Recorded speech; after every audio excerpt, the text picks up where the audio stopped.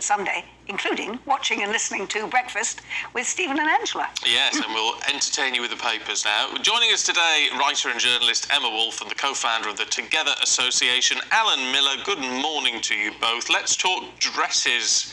Emma, in the Sunday Telegraph, summer dresses. Or not being able to wear them. This is an email that went out from a school in Lincolnshire saying, due to our pupil voice, the option to wear a red gingham dress, so your summer dress, your summer uniform, has been removed due to our gender-neutral policy. So little girls as young as 3 are no longer able to wear a summer dress. The school then quickly, there was an outrage, there was an absolute outrage. They have to wear shorts or gender-neutral things.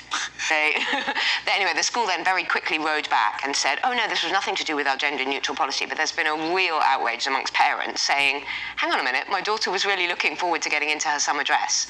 Well, I don't understand why gender... I mean, look, I'm pro a lot of these gender issues, which I know is not always a popular thing to say. I think we're all getting our knickers in a twist over stuff that doesn't affect most of us. However, even if you were the most woke person on the planet, there can't be any reason for a little girl not being allowed to wear a dress if she wants to. If she wants to wear a dress, or a boy, for that matter, if that's the if that's the route they want to go down.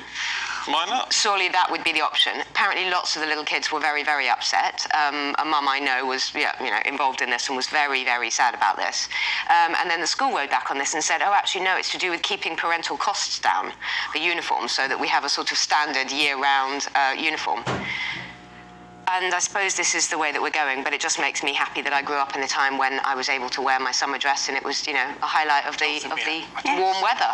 I do think parents and adults should weigh in as much as they can, and the public should have its voice, because what seems to me is that a lot of these ideas and these policies have come through institutions and civil services by some very effective activist campaign groups, but they've sidestepped having a public debate and winning over the public to it. So I think as soon as the public starts hearing about these things and engaging with it, often they think that this is completely preposterous. It's a tiny group of people that are promoting these things.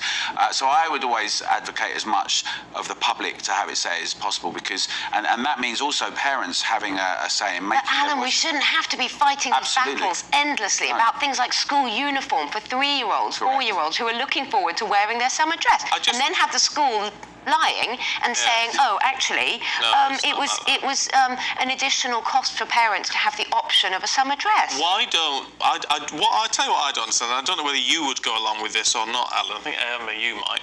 But why don't we just live and let live? Live and let live. And just if people want to, if the girls want to wear a summer dress, fine. If the boys want to wear a summer dress, fine. I don't really care. And if the girls want to wear shorts, that's okay. Fine. If they want to wear trousers, why can't we just let people do what they want? Well, I'm really a firm believer of that.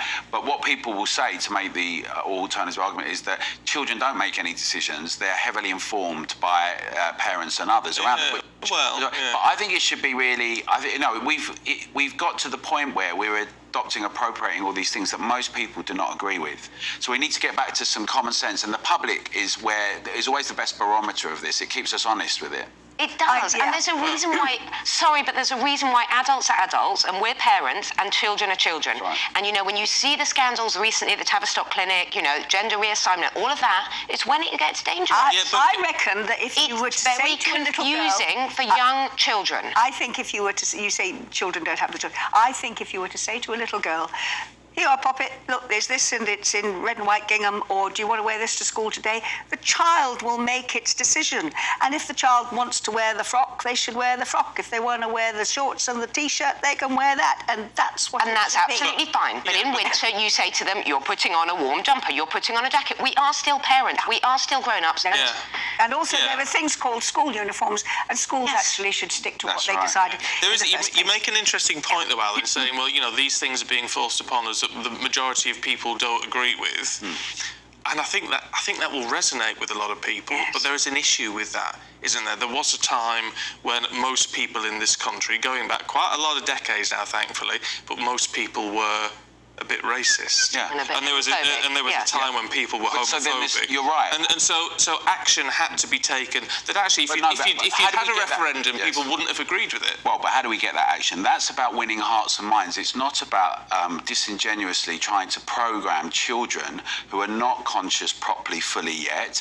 It's about winning hearts and minds. The anti-racist argument had to be won in Britain. Many people fought very hard to convince people and explain and discuss, and said we have to win a majority of the population over to this. People started living together. A whole range of things had to happen. As it happens, the acid house movement contributed a bit. I was involved with that. I think it was very good. But the point being, that wasn't just imposed in this kind of doctrinaire way on toddlers and children.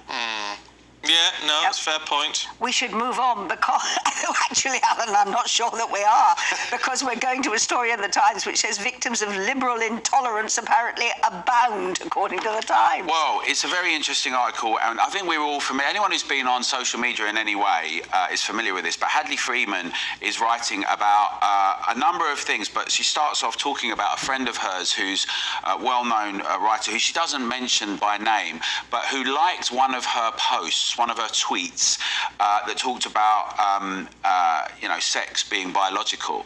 Obviously, it's a controversial issue today. People are, in some areas on Twitter certainly. Her friend was then uninvited, was cancelled from the fashion show because someone that was trans there, and thought it would be offensive and damaging and harmful to them. Now, this is an example of the monitoring of policing of what you write and language and what you like and post. And there's a chilling effect of all of this, which is people are nervous about saying things and doing things in the public domain. And when people say, what are all these people talking about cancel culture? It's across the board. She goes on to talk about academics in the academy are writing about it. We see that there are physical attacks. In fact, today I think Baroness Fox is talking at Speaker's Corner on just this issue at 3 o'clock. But the point being that now, with the online safety bill, it flatters some of these things even more and says that the terms and conditions, Silicon Valley, big tech should be deciding about this, which often we know the mores of them, having seen the Twitter files and many other things, PayPal and Eventbrite and others cancelling speech that is legal in this country if they don't like it, pulling people off platforms. We have to address this issue, and I think it's really important that we say we're adults, we can cope with things, and we don't allow people to monitor our police and stop our free expression. Yeah, well, yes, I think that's, I find myself in that difficult position where you end up defending people that you absolutely disagree with, but defending their right to have their say. But that's what it's about, isn't it? Absolutely. I am going to lighten the conversation and go to Emma, who has got a story from the Star saying that, and if you live in Carlisle, you want to hear this. Carlisle is the funniest UK spot, apparently. London came second, with Leicester taking third place. Funniest city. Yeah, so Are we having a laugh? apparently people... What are you trying to say, Angela? Apparently people in Carlisle laugh 33 times a day. This is a survey to find the UK's funniest city. London comes second, I'm delighted to say, and then is it Leicester in third? Yeah. And a quarter of us, 24% of us, are we ever surveyed in these surveys? I've never been surveyed in any of these surveys, but anyway, a quarter of us found that sarcasm was our favourite type of humour, which I think is a good thing, followed by wit and then observational comedy. But I don't know. I've never been to Carlisle. I don't know that it's that funny. Oh, it's lovely. Is it lovely? Yeah. Is it funny? Oh, well, I don't know about funny. It's gorgeous cathedral. I don't think London's very funny at the moment. London feels pretty depressed at the moment, so What makes I'm you not sure. laugh then, Alan? You're doing it now. I like all sorts of things make me laugh. I think that comedy and humour is, I want to keep it light, but is also seen a bit of the free speech. Let's go then, Alan. We've had that today. Right. Moments. But look, life is full of the slings and arrows of outrageous fortune, as Shakespeare said. They're full of things that are comical, and you got to laugh a lot every day. I think it's important. You have. Actually, it's been proved medically that laughing is good for you. Very, very good for you. We Why I should do look so more of young. it. Yes, you Why laugh a I lot. look so young. I'm 73. Yes. Shall we look at the Observer, Alan, with you finally? Apparently, are we in an age of indistinguishable opposition parties? Yes, so this is Anne McElroy, who is interestingly talking about what Labour may need to do. She does make a lovely little quote in this saying that blandness is habit forming, but I I'd go one further, saying that, you know, in this obsession, there's a discussion about Stevenage woman with the Labour Party, and then others Tories are worried about reform taking the countryside section of voters. But in this discussion, what everyone seems to be missing is, and this is true, I think, as true of Labour as it is of Conservative, is why people feel so politically homeless is because there isn't an addressing of people's needs and interests properly. There's not a commitment to growth and productivity and wealth creation for everyone. There's not a handling a lot of these issues. And she's saying that, you know, like the Tories have taken some of Labour's fight. I think that reflects this kind of technocratic blancmange that we have. And actually what people in Britain want much more is they want to have things that are going to transform things, a vision of beauty and innovation and the future and what we can do now, and have their children have a better life than they've done. We need to get back to some of that kind of approach. Yeah. Well, I'm sure that will happen within my lifetime at some point. Alan, Emma, thank you both very much indeed. It's good to see you this morning. Thanks.